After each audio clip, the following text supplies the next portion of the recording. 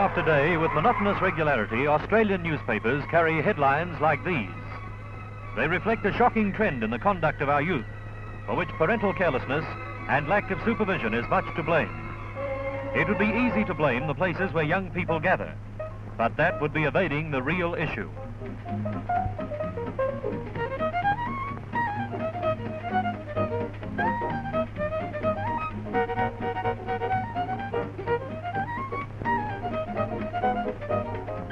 This is a typical Saturday afternoon scene where idleness leads to crime. The old adage, "For Satan finds some mischief yet, for idle hands to do," applies particularly to many young Australians whose parents do not bother to check how or with whom they are spending their time. Today, the major crime of car stealing and joyriding has become the most common juvenile offence against the community.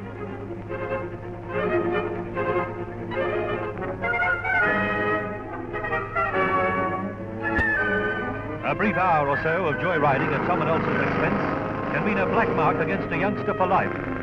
Few joyriders escape apprehension. Police departments throughout Australia are geared to the task of locating stolen cars, and the rate of their recovery is very high. When a theft is reported immediately, it's likely that the car will be recovered very quickly, because police communication today is swift and sure.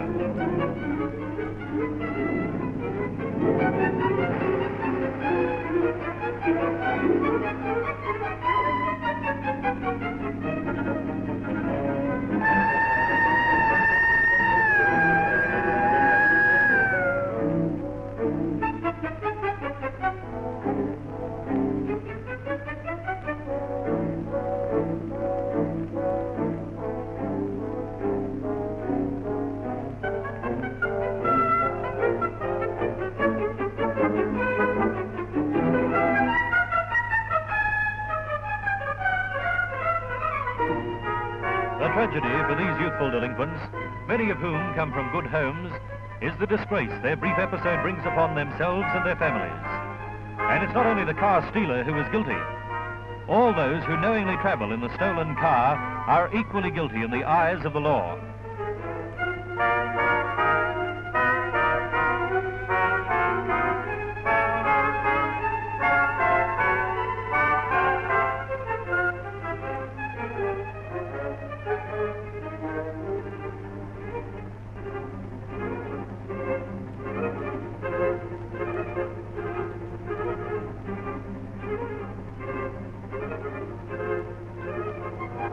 Quite often, bail money is not readily available, and that can mean a trip to the cells.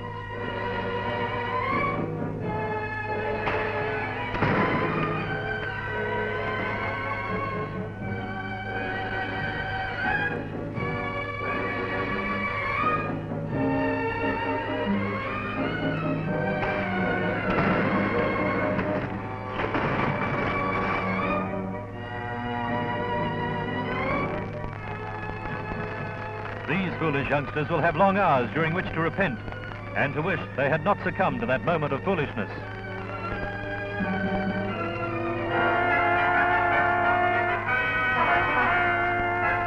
Terrible tragedy lies behind these headlines. Here's a progressive father. He considers that if his children and their friends are safe at home, then a little drink won't do them any harm. Mum and Dad, who consider themselves very modern parents, think the kids should be left to enjoy themselves in their own way, the modern way. Indulgent parents can start even normal children on the road to crime.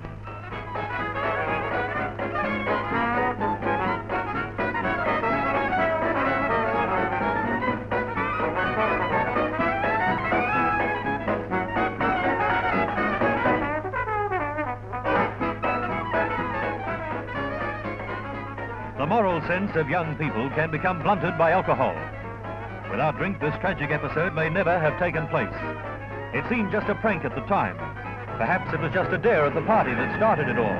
But, as is so often the case, the final result is injury or death.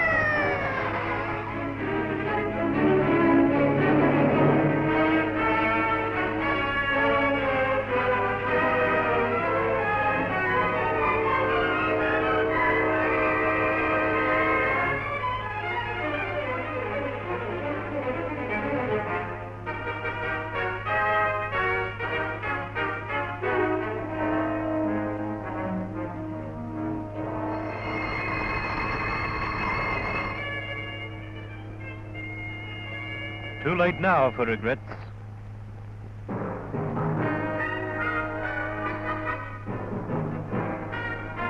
What lies behind these headlines? Professional car thieves are active all over Australia.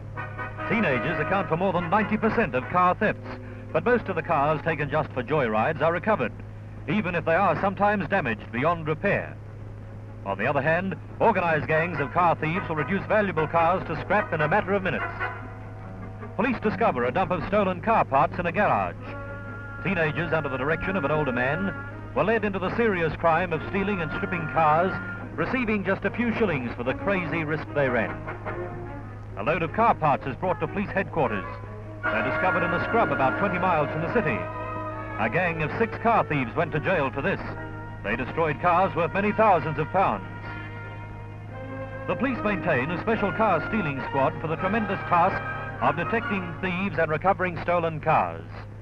The squad often needs the services of police frogmen to locate cars which have been dumped in lakes or rivers after thieves have stripped them of their most saleable parts.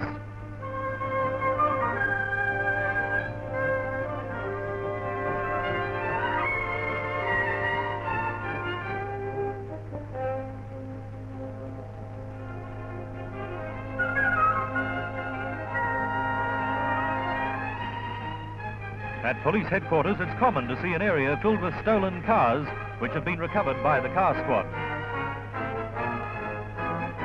Don't ever fall for this one. Property bought under these conditions may lead an otherwise respectable citizen into serious trouble with the law sooner or later.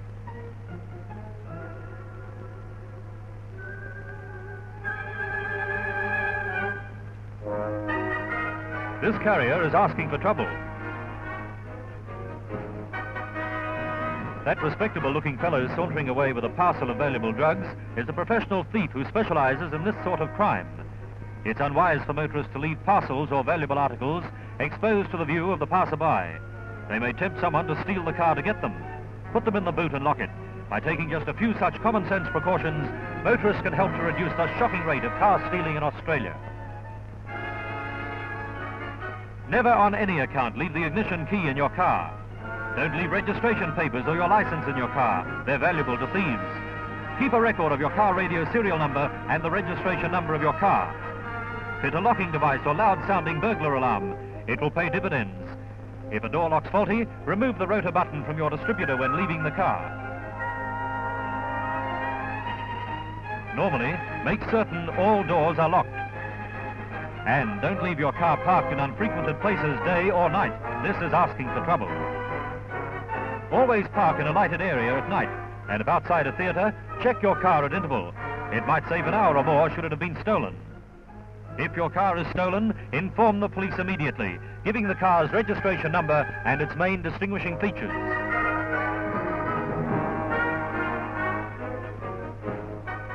We must all help to eliminate headlines like these from our daily press. Parents have a grave responsibility. So serious has this business of teenage car stealing become, so tragic is its effect on young lives, that all sections of the community must combine to stamp it out. We must help our own children. Penalties for car stealing are getting tougher, and solid jail sentences are now being imposed by stern magistrates and judges. Remember, if you're a teenage boy or girl, the joyride is not worth the terrible retribution it can bring. Let someone else be the fool.